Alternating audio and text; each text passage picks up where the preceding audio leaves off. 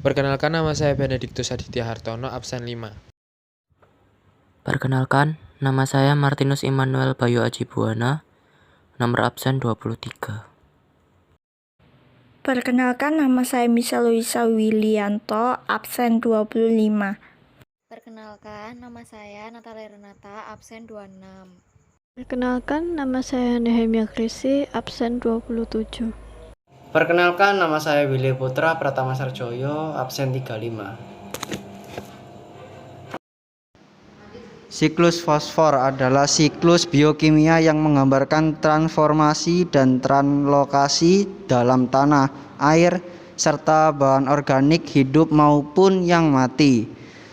Penambahan fosfor dalam tanah terjadi karena penambahan pupuk anorganik dan organik dan degradasi serta dekomposisi bahan organik. Proses ketika fosfor bergerak melalui litosfer, hidrosfer, dan biosfer.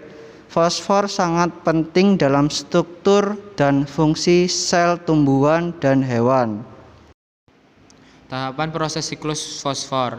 Siklus fosfor melalui beberapa tahapan dan proses untuk bisa menjadi senyawa yang baik untuk digunakan manusia. Yang pertama, pelapukan batuan.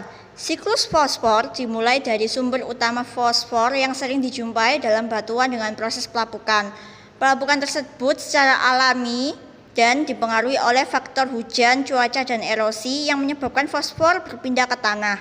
Pada saat batuan di dalamnya mengandung fosfor yang terkena air hujan, maka secara langsung akan melepaskan ion fosfat dan mineral lainnya yang terkandung di dalamnya. Yang kedua, penyerapan oleh tanaman dan hewan. Fosfor yang sudah terkandung dalam tanah akan dimanfaatkan oleh tumbuhan, jamur, dan mikroorganisme yang ada di sekitarnya. Sedangkan pada manusia dan hewan herbivora akan menyerap fosfor yang di dalamnya terkandung pada tanaman ketika mengonsumsinya.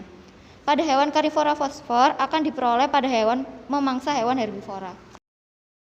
Dekomposisi dan dekomposer. Fosfor akan kembali lagi ke alam atau lingkungan melalui proses penguraian atau yang biasa disebut sebagai dekomposisi. Fosfor yang sudah masuk di tanaman atau hewan akan diurai oleh dekomposer ketika tanaman atau hewan itu mati.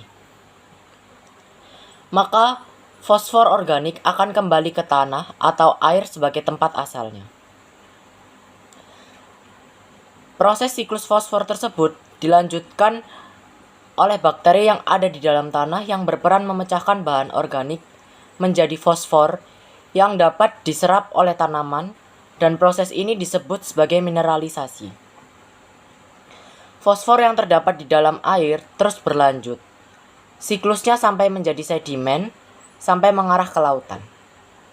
Yang terakhir ada mineralisasi. Pada tahap ini, bakteri yang terkandung di dalam tanah akan memecah bahan organik ke wujud yang lebih kecil, agar bisa mudah terserap oleh tanaman.